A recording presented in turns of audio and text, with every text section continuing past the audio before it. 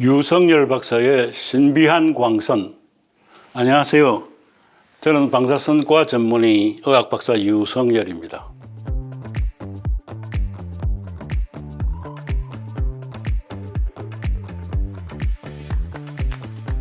그동안 여러 번 시간에 걸쳐서 방사선의 원리, 방사선의 독특한 성격, 그리고 어떠한 특징을 이용해서 의료에 사용이 되는가, 어떻게 해서 인체 영상을 찍어내고 또 암 치료도 될 수 있는 특징이 무언가에 대해서 방사선의 본질에 대한 것을 쭉 설명해 드렸습니다.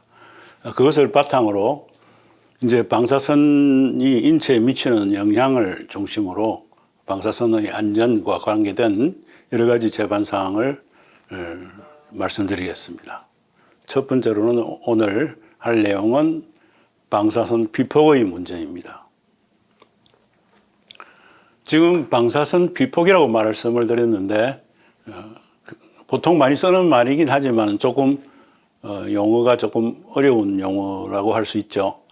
그런데 생각해 보면 방사선과 인체가 만나는 방법이 두 가지입니다. 필요에 의해서 일부러 방사선을 조이는 것, 방사선도 빛이니까 빛을 조이는 것, 그러한 것을 조사라 그러고 영어로는 irradiation. 그리고 인체가 아무 이유 없이 일부러 한 것이 아니고 그냥 수동적으로 방사선에 노출이 되어 버리는 그런 상태를 비폭이라고 그럽니다. 영어로는 exposure.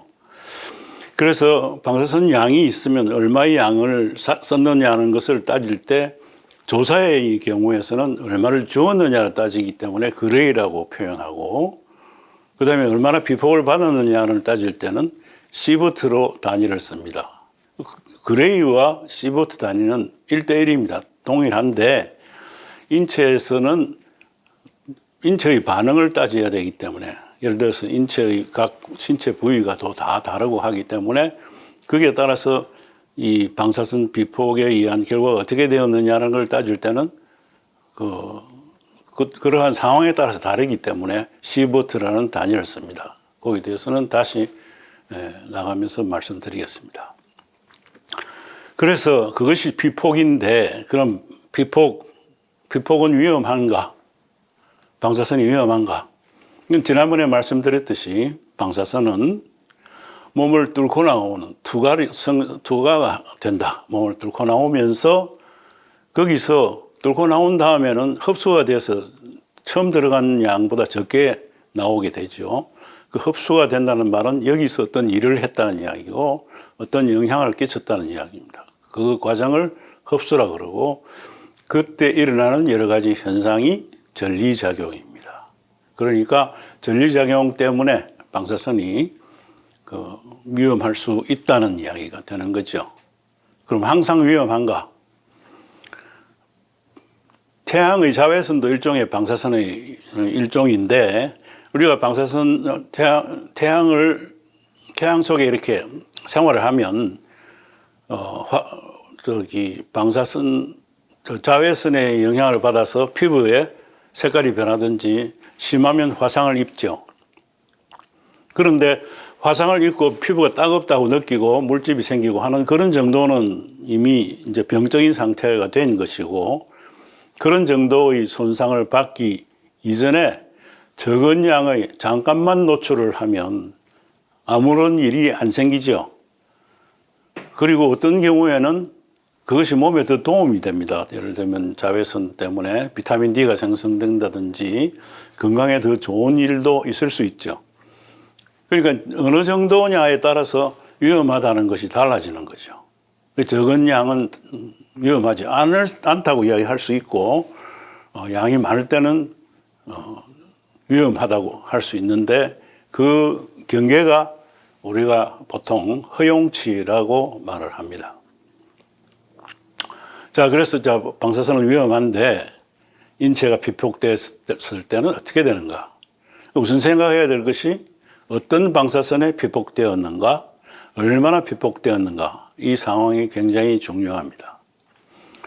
앞에서 나왔지만 방사선은 가시광선, 우리 눈에 보이는 가시광선보다도 더 에너지가 높아서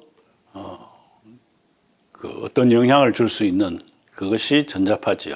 그 영향을 준다는 것은 전리를 시킨다는 것이고, 그래서 우리가 이것을 전리방사선이라고 합니다.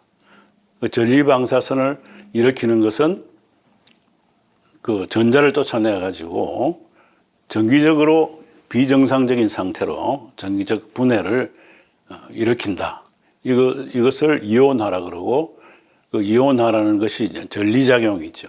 그래서 방사선은 전리방사선이라 그러고, 이 전리작용이 결국은 우리 인체의 구성 성분인 세포의 DNA에 작용해서 세포가 살아가지 못하게 만드는, 이것이 가장 중요한 작용이고, 이것에 의해서 여러 가지 피폭을 받으면 인체에 그런 방사선에 의한 병이 생길 수도 있고, 또 일부러 암을 치료하기 위해서 방사선을 주면 암세포가 죽을 수 있고, 이런 현상이 일어나죠. 자, 그럼 오늘은 건강과 관계돼서 방사선 피폭을 받으면 어떻게 되느냐를 이야기하기 때문에, 우리가 피폭받을 수 있는 방사선이 뭐냐 따져보면,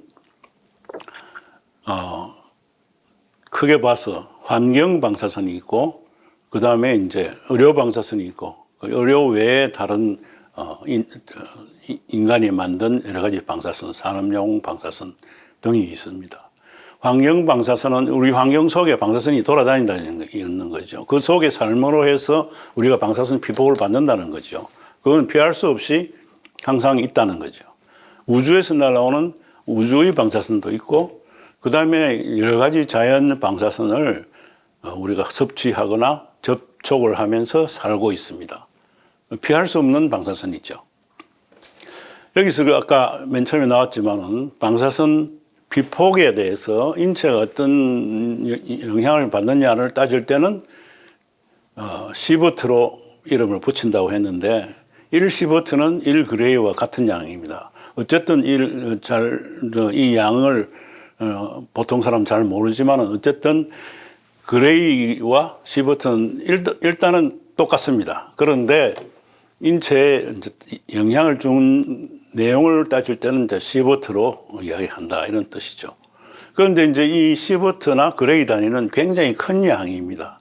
예를 들어서 연필의 길이를 따질 때는 킬로미터를 쓰지를 않죠.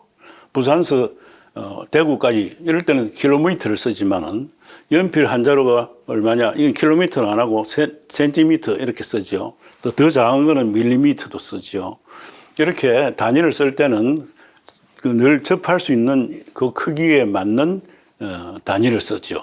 그래서 인체가 방사선 피폭을 받아서 어떻게 되었느냐 따질 때는 1시버트로는 너무나 큰 양이기 때문에 밀리를 붙여 1000분의 1로 바꿔서 밀리시버트를 씁니다. 그 다음에 이제 방사선의 양을 따질 때는 또 베크렐이나 큐리 같은 것도 있죠.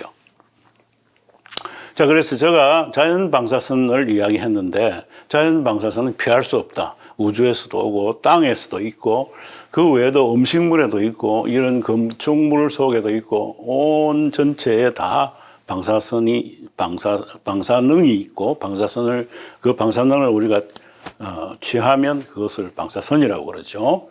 그래서 1년 동안 2.4mS의 피할 수 없는 방사선을 자연으로부터 받는다, 이렇게 계산이 되어 있습니다.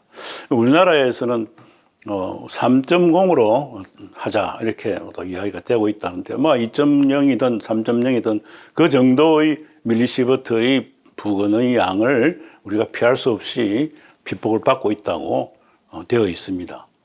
특히 식품의 칼륨이나 기타 여러 가지 물질들이 다 방사능을 가지고 있기 때문에 그것들이 다 자연 방사선에 속하고 우리가 피폭을 받고 있습니다. 우리가 피폭을 받고 있는 방사선의 원인 중에서 제일 중요하다 할까, 제일 흔하다 할까, 우리가 접촉을 많이 하고 있는 물질이 라돈입니다. 라돈은 방사성 동위원소죠. 그러니까 항상 방사능을 방출하는 물질이라는 거죠. 그리고 기체로 되어 있기 때문에, 그리고 무색, 무취 이기 때문에 어디 있는지 우리가 알 수가 없죠. 눈에 보이지도 않고 접촉해도 모르고.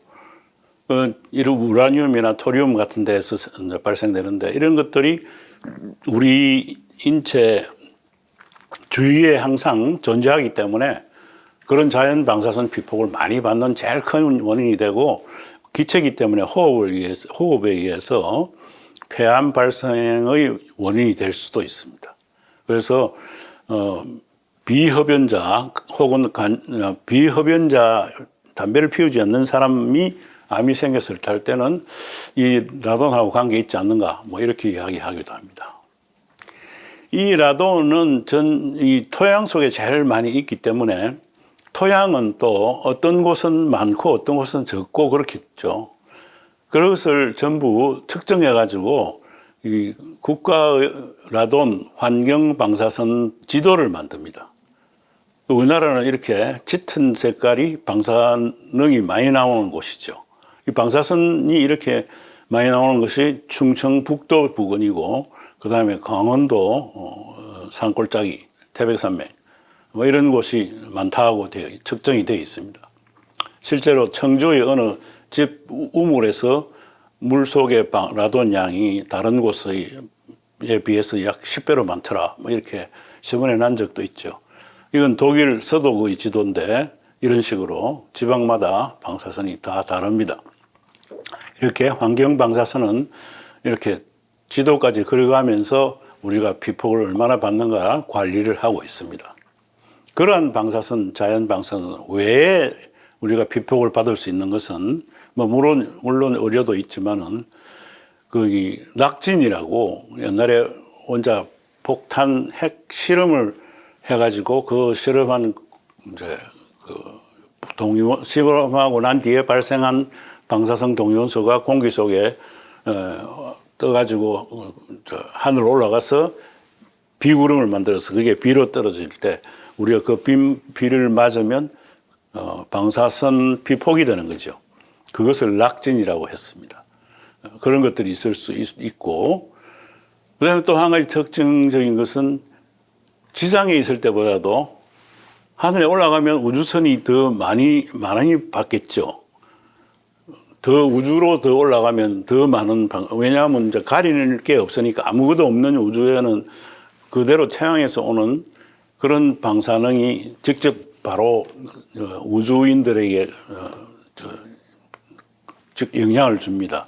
그러나 그까지 안 가더라도 국제선 비행기를 타면 지상 1000피트 그러니까 3000m 정도 높이로 날아가기 때문에 지상보다는 방사선 피폭이 더 많습니다. 그 다음에 이제 방사선 관련 직업을 가진 사람들은 물론 방사선 피폭을 받겠죠. 야광 시계의 도료, 그 야광 도료도 방사선이 나옵니다. 그 다음에 이제 방사선 물질을, 우라늄 같은 물질을 캐내는 광산, 그런 데에도 방사선이 많겠죠. 이렇게 사람이 생활하면서 그냥 단순한 자연 방사선 외에도 이런 여러 가지 행동 때문에 더 많이 피폭을 받는 그런 방사선도 있습니다. 그 다음에 우리 비의료적으로 그 방사선 이용, 산업적 이용 기술이 여러 가지가 있는데 예를 들어서 정화, 이 어떤 물질을 다 쓰고 난 그 하수나 뭐 폐물질 그런 것들, 폐수, 폐오일, 폐기름 이런 것들을 방사선을 쏘이면 그 나쁜 성분이 몸에 우리 인체에 해를 덜 끼치는 다른 좋은 성분으로 바꿀 수가 있습니다. 이런 데 쓰기도 하고. 그 다음에 그라프트, 그 다음에 뭐 흡착제, 고분자 물질, 뭐 이러한 여러 가지에도 방사선을 쓰기도 하고. 예를 들어서, 화훼, 꽃을 이제 키워서 꽃을 팔잖아요. 근데 그 꽃이 수명이 오래 가고, 이제 팔 때는 뿌리 밑에서 자르잖아요. 그러니까 꽃만 따로 나와 있으니까 이 꽃은 결국은 얼마 있지 않고 죽죠. 근데 방사선 처리를 해놓으면 이게 더 오래 간다 이거죠. 일주일 갈 놈이 2주를 간다든가 이렇게 하는데도 방사선을 쓰이기도 하고, 식물, 우리가 쌀을 농사 지어서 쌀이 많이 이제 배출이 되게 하기 위해서 쌀을 방사선을 쪼여서 좀 더 많은 양의 벼 한 톨에 씨알이 예를 들면 전에는 한 120개였으면 지금 한 250개가 나온다.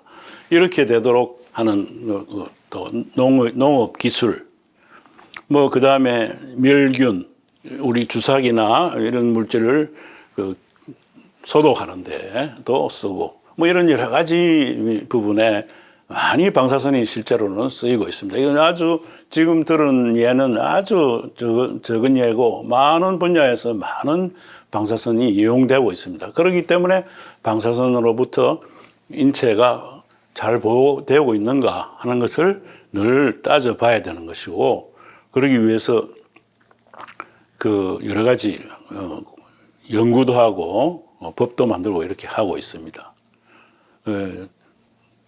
여러 가지 특히 이제 원자폭탄, 대기권 핵, 이건 옛날 이야기고, 요즘도 예측하지 못한 재난이 일어나서 방사선 비폭도를 받을 수 있는 거지요. 그래서 그런 한국 학술적인 연구하고 있는 그룹이 있고, 우리나라도 학회가 있습니다. 그 다음에 이제 ICRP, IRPA 이렇게 국제 권위 있는 기구에 유명한 학자들이 모여서 방사선에 대해서 많은 연구를 하고 있어요.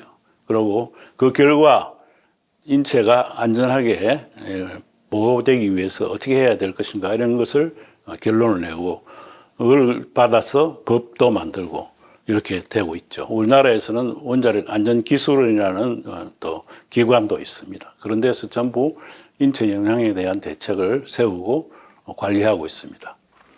이것은 일본의 방사선 영향연구소인데, 히로시마 원폭이 떨어지고 난 뒤에 살아남은 사람들로부터 지금까지 지금 80년 동안 계속 데이터를 축적을 해가지고, 살아남은 사람이 지금 살아오면서 그건 또 사망하는 사람이 있겠죠. 그 사람이 방사선 피폭에 의해서 암이 생겨서 죽었느냐, 아닌 딴 이유냐, 이런 것을 또 전부 역학조사를 해가지고 방사선 비폭을 얼마를 받으면 암이 발생해서 사망할 확률이 얼마다, 이런 것도 계산해내고 그럽니다. 그 외에도 의료 행위에서 일어나는 방사선, 이것도 다 측정이 되어 있죠. 가슴 엑스레이를 한번 찍으면 0.03mS의 방사선 비폭을 받을 수가 있고, 그 다음에 일반 CT의 경우는 대표적인 것이 약 한 5mS, 그 다음에 PET 촬영에는 10mS, 기타 뼈 사진 이런 데서는 1mS, 이렇게 각 의료 행위마다 방사선 비폭을 얼마나 받느냐, 모든 것이 측정이 되고 관리가 되고 있어서 그 사람에게 어떤 영향을 일어날 것인가 하는 것을 미리 예측을 해야 되는 거죠. 그래서 아까 이제 허용치라는 걸 말씀을 잠깐 드렸는데, 어느 정도까지는 괜찮더라 이거죠. 더 이상 됐을 때 문제가 생기더라. 그것을 허용치라 그랬는데, 그럼 방사선에 대해서 허용치는 어떻게 되어 있느냐? 이것이 가장 중요한, 오늘 이야기에 중요한 거가 되겠죠. 건강에 이상을 초래하지 않을 최소량이다. 그래서 이 방사선과 관계된 일을 하고 있는 사람, 그 사람들 어차피 조금씩은 방사선 피폭을 받고 있거든요. 그 사람들한테 너무 이 허용치를 적게 줘놓으면 일을 할 수가 없습니다. 그래서 그걸 다 감안해가지고 그래도 이 사람이 건강에 이상을 초래하지 않고 그 직업을 계속 가져갈 수 있도록 하려면 1년에 20mS 이상만 받지 않으면 된다. 이것이 아예 법적으로 정해놨습니다. 그에 비해서 이제 일반인들은 1mS는 넘지 않도록 계속 해야 된다. 이렇게 또 권고도 하고 있습니다. 그래서 연간 20mS 이상 받은, 예를 들면 80mS, 1mS 이상 계속 받으면 그 사람은 건강에 이상을 초래할 수 있기 때문에 조심해야 된다는 것을 정해놨습니다. 그럼 그 mS라는 양이 얼마나 되느냐? 실제로 아까 방사선 치료한다고 그랬는데 방사선 치료할 때 얼마나 많은 양의 방사선을 주느냐 일부러 그거는 그레이로 표시한다 그랬죠. 폐암을 치료할 때는 그걸 환산을 해보면 6만 5천 밀리시버트, 자궁암은 12만 밀리시버트, 임파암은 4만 밀리시버트 이렇게 많은 양의 방사선이 필요합니다. 암을 치료하기 위해 완치시키기 위해서. 그런데 이제 일반 촬영 같은 데서는 엑스레이 촬영에 0.03 밀리시버트, 그 다음에 다른 여러 가지 CT나 이런 것에서는 10 밀리시버트를 넘는 행위는 없습니다. 그러니까 또 자연 방사선이 우리가 피할 수 없이 연간 2.4 밀리시버트를 받고 있죠. 그래서 의료 행위에 의해서 좀 어느 정도 피폭을 받는 것은 실제로 큰 그 허용치보다 그렇게 많이 높지는 않으니까 요새 뭐 자꾸 신문에 떠들고 그러는데 무슨 병원에 CT 많이 찍는다 쩐다 그러는데 그런 것들이 그런 밀리시버트 단위로 양이 적기 때문에 큰 문제가 없다. 우리는 그렇게 생각합니다. 실제로 암 치료할 때는 이렇게 방사성 동위원소로 침을 만들어 가지고 혀암에다가 이렇게 확 찌르 넣는 거죠. 이렇게 혀바닥이나 그 밑에 암이 생긴 사람, 구강암 생긴 사람한테 이렇게 카테터를 찔러 넣어가지고 그 속으로 방사성 동위원소를 넣어서 암을 치료합니다. 자궁 속에다가 방사성 동위원소를 넣어서 암 치료합니다. 이렇게 암을 치료할 때는 이렇게 막 몸 속에 찔러 넣어가지고 방사선 치료하는데 이럴 때 엄청난 많은 양의 방사선이 필요하고 방사선으로 치료를 하고 있죠. 자, 그럼 방사선 피폭을 허용치보다 더 많은 양의 방사선을 받으면 어떤 일이 일어나느냐? 이것도 알아야 되겠죠. 그래서 양이 허용치 이상일 때는 세포가 손상돼서 일단은 이렇게 그 세포 손상에 의한 이상이 나타납니다. 이것은 방사선 작업을 할 때 그 방사선 물질을 손으로 넣어서 만진 바람에 거기에 해당되는 부위에만 화상이 생기는 거죠. 다른 데는 괜찮고 이런 식으로 방사선 손상이 일어날 수 있죠. 이것은 보통 통상적인 방사선 생물학적 효과고 아주 아까 자외선에서 마찬가지로 어느 정도 이하 굉장히 적은 양에서는 아무런 일이 안 생기고 어느 정도 이상 돼야만 그때부터 이제 이런 이상이 생깁니다. 그래서 어느 양이 적어서 별 문제가 안 생기는 이상이 나타나지 않는 그 경계를 문턱이라고 합니다. 스트레스 홀드라고. 그래서 이 결정적 효과, 즉 체세포 효과라는 것은 문턱이 있어서 그 문턱 이하면 거의 무시해도 될 정도로 아무 일이 안 생긴다는 이야기죠. 그 다음에 이제 그보다 더 양이 많아지면 점점 많아지면 그만큼 방사선 손상의 강도가 높아집니다.